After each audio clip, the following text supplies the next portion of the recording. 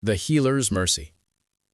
The rain fell in sheets across Raven Hollow, drumming against the thatched roof of Thorn Blackwell's cottage. His calloused fingers worked methodically, crushing dried nightshade petals into a fine powder. At 32, Thorn had the weathered face of a man who'd seen too much, eyes the color of storm clouds, a scar tracing his jawline, and shoulders perpetually hunched as if carrying invisible weight. 3 pinches for sleep, 5 for passing, he murmured, a habit formed from years of solitude. The village folk rarely ventured to his door, except when fever struck or bones needed mending. They whispered he practiced forbidden arts, but their fear never outweighed their need for his remedies. The scream that pierced the night was so faint he nearly dismissed it as wind. But something in its desperate pitch made him set aside his mortar and reach for his cloak. Outside, the moon struggled against heavy clouds. Thorn followed the forest path, lanterns swinging, until orange flames flickered through the trees. A merchant caravan lay in ruins, bodies scattered like broken dolls. Bandits had come and gone, leaving only death in their wake. He was turning to leave when he heard it, a whimper, barely audible above the crackling flames. Beneath an overturned wagon, 2 children huddled together, a boy and girl no older than 6, with identical amber eyes wide with terror. "I won't harm you," Thorn whispered, extending his hand. The girl clutched her brother tighter.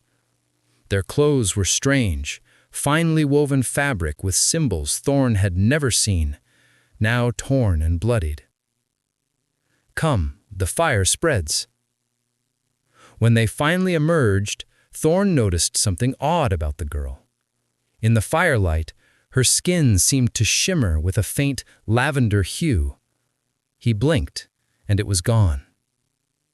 At his cottage, the twins remained silent as he cleaned their wounds and wrapped them in blankets before his hearth.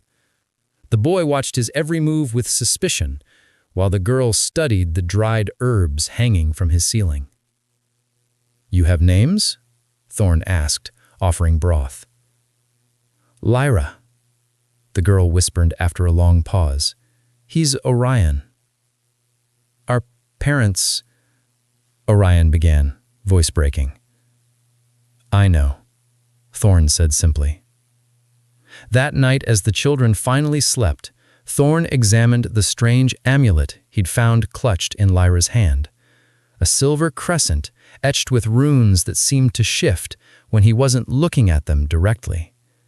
Something about it made his birthmark burn, the spiral pattern on his wrist that he'd always hidden beneath leather bracers.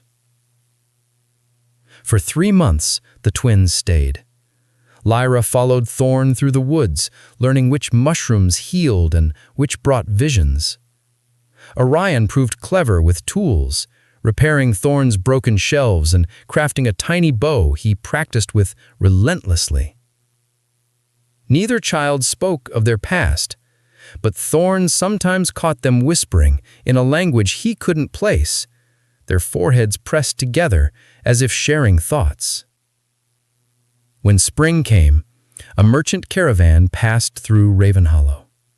The leader, a woman named Mariel, with kind eyes and capable hands, agreed to take the children to Silverkeep, where orphans could find apprenticeships. "You could come too," Lyra suggested, her small fingers gripping Thorn's. He smiled sadly. "My place is here." As the caravan disappeared over the hill, Thorn returned to his empty cottage, unaware that the amulet Lyra had secretly returned to his herb drawer would bind their fates together.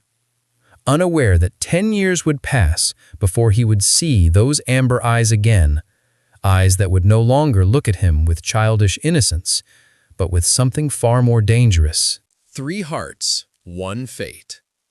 The blood moon hung bloated in the night sky, bathing Raven Hollow in crimson light.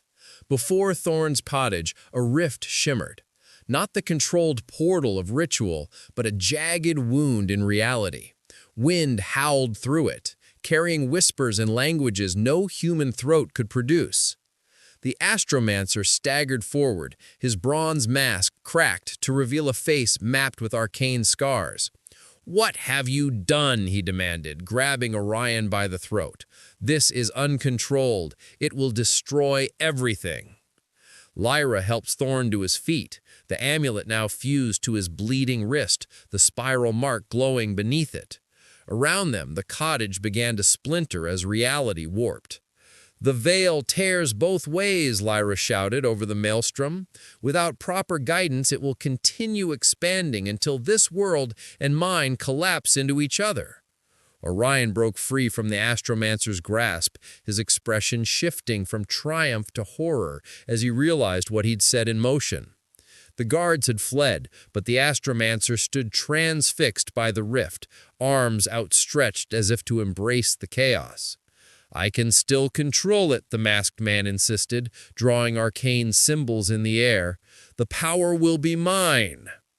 Thorn felt the amulet burning into his flesh, becoming one with his mark. Knowledge flooded him, memories not his own, of stars and vast emptiness, of beings composed of light and thought.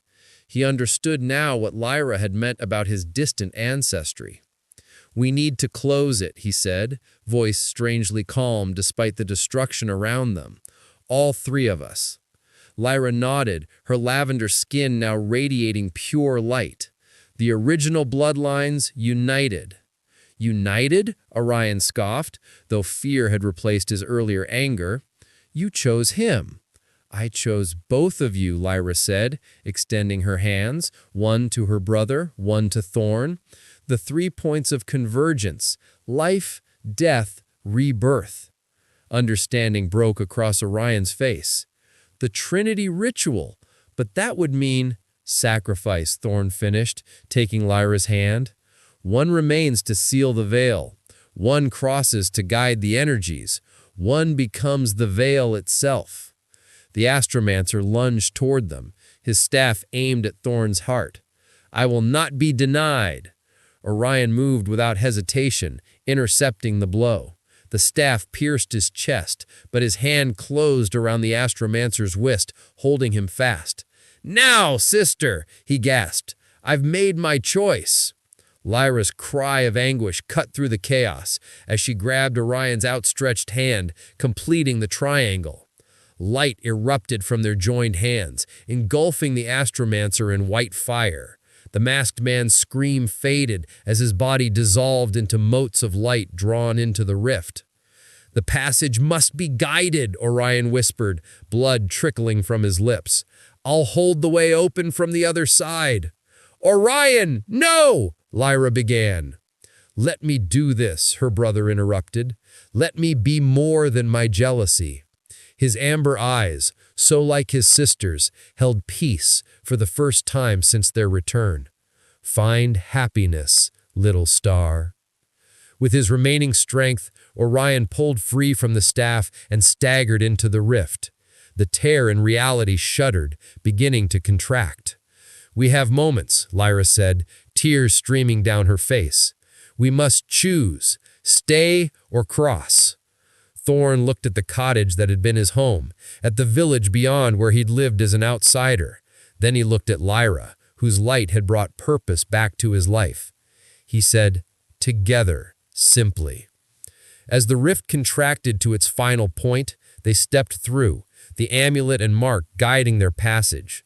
Behind them, the tear sealed completely, leaving only scorched earth where the cottage had stood.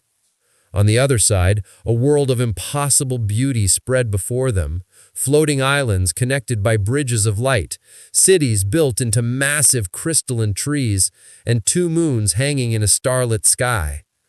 "Home," Lyra whispered, her true form now fully revealed, her lavender skin covered in subtle patterns that shifted like constellations, her silver hair floating around her as if underwater. At the nearest island's edge stood Orion, his wound healed, his body transformed like his sister's. The jealousy and bitterness had vanished from his face. "The Trinity remains unbroken," he called to them. "Three hearts, one fate." As Thorn and Lyra approached, hand in hand, Thorn felt the spiral mark expand across his skin, transforming him.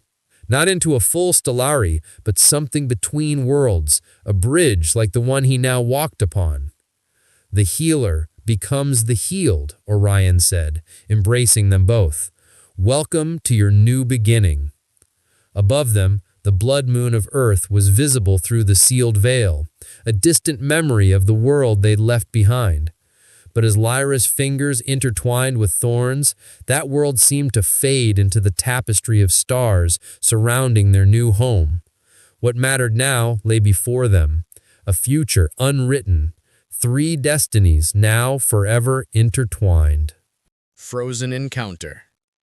The howling winds of Nix 6 rattled the thermal shields of Station 12 as Darian Frost adjusted his environmental suit for the third time that morning. 6 months into his 18-month assignment mapping thermal anomalies on this frozen moon, he had grown accustomed to the solitude, but never to the cold that seemed to seep through even the most advanced materials. Recording log 157, he spoke into his comm unit, discovered unusual heat signature in sector G9, approximately 2 kilometers from base. Pattern suggests non-geological origin. Investigation required. The moon's surface glittered under the weak light of its distant sun, ice crystals forming intricate patterns across the barren landscape. Darian's breath fogged inside his helmet as he trudged toward the anomaly, his scanner beeping with increasing frequency. The heat signature led him to a narrow crevasse where steam rose unnaturally against the frigid air. His training told him to report first, investigate second, but 6 months of isolation had dulled his adherence to protocol. Darian secured a line and descended. What he found wasn't a geological anomaly, but a makeshift shelter constructed of salvaged metal and thermal fabric. And inside, curled against a small heating unit, was a being unlike any he'd encountered in his years traversing the outer colonies. She, at least Darian assumed she was female from her form, had skin the color of twilight, a soft purple that seemed to shimmer slightly. Her eyes, when they opened in alarm at his approach, were large and luminous, with no visible pupils, but instead swirls of silver that moved like liquid mercury. "I'm not here to hurt you," Darian said, removing his helmet, despite protocol. The air was thin, but breathable in the heated pocket. "Are you injured? Do you understand me?" The alien woman pressed herself against the wall of the crevasse, her slender form trembling, not just from fear, it seemed, but from some greater distress. "Ilara," she whispered, touching her chest. "Ilara." It appeared to be her name, the only word she offered. Darian noticed the makeshift bandages wrapped around her arm, dark fluid seeping through. "You're hurt," he said, reaching slowly into his pack for his medkit. As he approached, something strange happened. A wave of emotion that wasn't his own washed over him. Fear, pain, and desperate hope flooded his senses, making him gasp. Ilara's eyes widened in response, and the sensation immediately diminished. "You're projecting," he whispered, understanding dawning. "You're empathic." Reports of empathic species were rare, but not unheard of. Most were protected under Galactic Accord 5.7, but protection often meant exploitation through other means. The implications are clear. She's running from something or someone. Decision made, Darian extended his hand. "Come with me. Station 12 isn't much, but it's warm and safe." Ilara hesitated, her gaze flicking between his face and his outstretched hand. Another pulse of emotion, this time tentative gratitude, brushed against his consciousness. Slowly, she placed her hand in his. As their skin touched, Darian felt a jolt of warmth spread up his arm and into his chest, not unpleasant, but startlingly intimate. Ilara seemed equally surprised, her silvery eyes widening. The storm was intensifying outside the crevasse. They needed to move quickly. "We need to go now," he said, helping her gather her few possessions. "Stay close to me." As they emerged into the biting cold, Darian wrapped his thermal cloak around Ilara's shoulders. She looked up at him with those mercurial eyes, and for the first time in months, the frozen wasteland felt less desolate. The long trek back to Station 12 was just beginning, and with it, a journey neither of them could have anticipated.